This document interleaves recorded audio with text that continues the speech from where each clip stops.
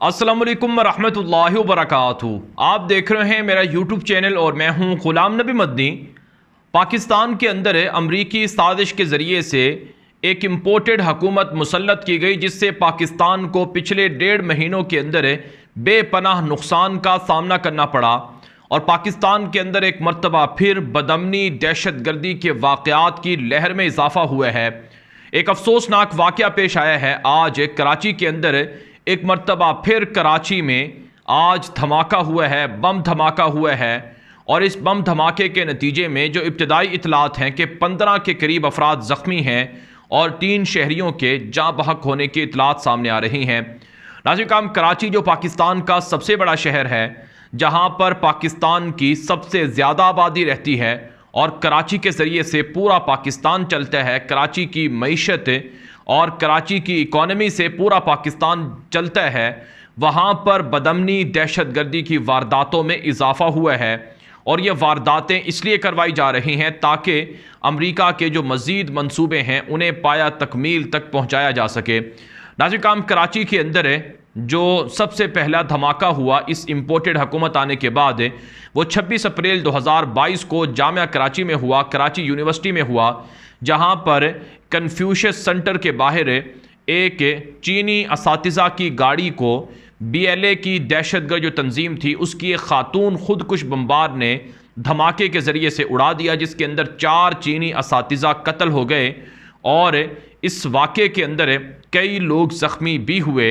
और जो खातून बमबार थी जिनका नाम शारी बलोच बताया जाता है, उनका ताल्लुक़ जो बलोचिस्तान की दहशतगर्द अलहदगी पसंद तंजीम है जिसका नाम BLA है, बलोचिस्तान लिबरेशन आर्मी, उसके मजीद ब्रिगेड से इसका ताल्लुक़ था।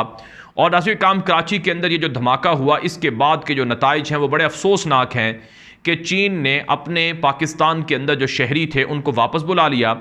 जो चीनी असातिज़ा पाकिस्तान के अंदर चीन की तालीम दे रहे थे, चीनी ज़ुबान की, उन्होंने अपने सेंटर्स बंद करके वापसी का रुख लिया। और ख़बरें तो ये भी सामने आ रही हैं कि पाकिस्तान के अंदर जो दीगर मुख्तलिफ़ तरह के प्रोजेक्ट हैं जहाँ पर चीनी काम कर रहे हैं उनको भी सिक्योरिटी के ख़तरात लाहिक हुए हैं और वो भी वापस जाने के लिए कोशा हैं और कई शहरी चीनी अब तक पाकिस्तान से वापस जा चुके हैं। नाज़रीन काम, जो बलोचिस्तान की दहशतगर्द तंजीम है BLA, इसने एक वीडियो पैगाम जारी किया और उस पैगाम के अंदर कहा कि जिस तरह से शारी बलोच ने अटैक किया, खुदकुश धमाका किया, हमारे पास इस तरह की मज़ीद लड़कियाँ हैं, मज़ीद औरतें हैं जो धमाके करके चीनियों को नुकसान पहुँचाएंगी। हम चाहते हैं कि चीन पाकिस्तान के सूबा बलोचिस्तान से निकल जाए और पाकिस्तान की आर्मी और पाकिस्तान की हुकूमत भी बलोचिस्तान को छोड़ दे और ये हमारा इलाका है, हमारी सरजमीन है, हम बलूचिस्तान को आज़ाद करवाना चाहते हैं। और चीनी सदर का नाम लेकर जो दहशतगर्द तंजीम थी उसने मज़ीद हमलों की धमकियाँ दी। ये इंतहाई अफसोसनाक वाक़या इम्पोर्टेड हुकूमत आने के बाद हुआ। और ऐसी काम, जो आज की खबर है, आज की एक खबर यह भी है कि BLA से ताल्लुक़ रखने वाली एक खातून बमबार, खुदकुश खातून, जो खुदकुश धमाका करने वाली खातून थी, उसे बलूचिस्तान तुर्बत से गिरफ़्तार किया गया है, जो मुख्तलिफ़ जगह पर चीनी शहरियों के काफ़िलों को निशाना बनाना चाह रही थी। तो ये पाकिस्तान के अंदर दहशतगर्दी की नई लहर है जो कलअदम दहशतगर्द बलूचिस्तान की शिद्दत पसंद तंजीम की जानिब से की जा रही है और इस पर कोई रोकथाम नहीं हो रही है। फिर नाज़रीन किराम, 12 मई को सदर जो मार्केट है, कराची का इलाका है सदर, वहाँ पर धमाका हुआ।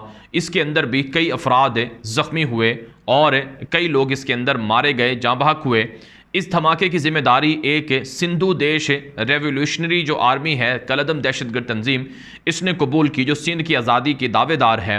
नाज़रीन किराम, फिर जना रोड पर जो आज धमाका हुआ है कपड़े के मार्केट में, इसमें 15 से ज़ायद अफराद ज़ख्मी हैं और 3 अफराद के जाँ बहक होने की इब्तदाई इतलात हैं। तो ये पै दर पै वाक़े हुए हैं पिछले 2-2.5 हफ्तों के अंदर कराची में। और इन धमाकों के अंदर जो मुश्तरका नोयत की चीज़ मालूम होती है वो है दहशतगर्द तंजीमों की कार्रवाइयाँ, जिनको रोकने में जो सिंध की हुकूमत है, पीपल्स पार्टी की हुकूमत है, वो नाकाम है। जिनको रोकने में पाकिस्तान के अंदर जो मरकज़ी हुकूमत है, इम्पोर्टेड हुकूमत है, वो नाकाम है। और आज भी काम सिर्फ यही नहीं है, तो मैंने कराची की आपके सामने बात रखी है कि कराची किस तरह से लहूलुहान है। आज पेशावर के अंदर, बल्कि कल पेशावर के अंदर 2 सिख रहनुमाओं को कत्ल कर दिया गया, जो 2 सिख पाकिस्तानी शहरियों को कत्ल कर दिया गया। इसकी जिम्मेदारी दाइश ने कहा जाता है कि कबूल की है। फिर शुमाली वज़ीरिस्तान के अंदर 2 रोज़ पहले खुदकुश हमला हुआ जिसमें 3 बच्चों समेत 3 सिक्योरिटी एहलकार भी शहीद हो गए। तो पाकिस्तान के अंदर एक साजिश के तहत बदअमनी और दहशतगर्दी की कार्रवाइयों में इजाफा करवाया जा रहा है। और हदफ क्या है अमरीका का, भारत का, इसराइल का और पाकिस्तान के दुश्मनों का, कि पाकिस्तान को दुनिया का बदअमन और दहशतगर्दी से मुतासरा मुल्क शुमार किया जाए और इसे बावर कराया जाए और पाकिस्तान से इन्वेस्टर्स निकल जाएं, पाकिस्तान के अंदर जो सरमायाकारी है वो ख़त्म हो जाए और पाकिस्तान के अंदर जो अमन व अमान की सूरत हाल है जिसे अफवाज पाकिस्तान ने कुर्बानियाँ देकर बहाल किया था वो एक तरह से ख़त्म हो जाए। और आज काम ये धमाके इसलिए भी हो रहे हैं ताकि आवाम को परेशान किया जाए, आवाम को पाकिस्तान के अंदर से मुतासर किया जाए। हमारे पास रिपोर्ट्स हैं कि पाकिस्तान से बड़े बड़े ताजरों को एक मरतबा फिर थ्रेट्स मिल रहे हैं और उनको निकालने की, वहाँ से भगाने की तैयारियां हैं। आप जानते हैं कराची में जब माजी में जो टारगेट किलिंग होती थी, भत्ताखोरी होती थी, लोगों को धमाकों के ज़रिए से मार दिया जाता था, बोरी बंद लाशें मिला करती थी, तो इन वाक़यात की वजह से कराची से बड़े बड़े ताजर चले गए, अपना सरमाया पाकिस्तान से निकाल कर चले गए। पाकिस्तान में उन्होंने अपनी फैक्ट्रियाँ बंद कर दी, कारोबारी मराकज़ बंद कर दिए, जिससे पाकिस्तान की इकॉनमी को बड़ा नुकसान हुआ। और अब एक मरतबा फिर भारत मुतहर्रिक है। ये जो सारी कार्रवाइयाँ होती हैं ये दरअसल अमरीका इसराइल की इमा पर भारत करता है। कलभूषण यादव जैसे दहशतगर्द करते हैं, उनकी बाक़ियात करती हैं। भारत को पता है पाकिस्तान का जो CPEC है अगर ये कामयाबी से मुकम्मल हो गया तो पाकिस्तान दुनिया का ताकतवर मुल्क बन जाएगा। अपने जोग्राफिया की वजह से, अपने अंदर जो पाकिस्तान के अंदर अल्लाह ताला की जानिब से जो दी हुई नेमतें हैं, मादनियात हैं, उनकी वजह से। तो इसलिए भारत, अमरीका, इसराइल ये सारे मुल्क पाकिस्तान को ताकतवर मुल्क होने नहीं देना चाहते हैं, इसलिए वो पाकिस्तान पर अटैक्स करते हैं, हमले करते हैं। अब ये जो चोरों की हुकूमत है, ये जो लुटेरों की हुकूमत है पाकिस्तान के अंदर, ये हुकूमत भी कोई खातिर खा कारकर्दगी नहीं दिखा सकती है, क्योंकि हुकूमत का काम होता है वो इस तरह की कार्रवाइयों को रोके, इस तरह के काम जो है वो इस तरह की दहशतगर्दी की वारदातों पर नज़र रखे।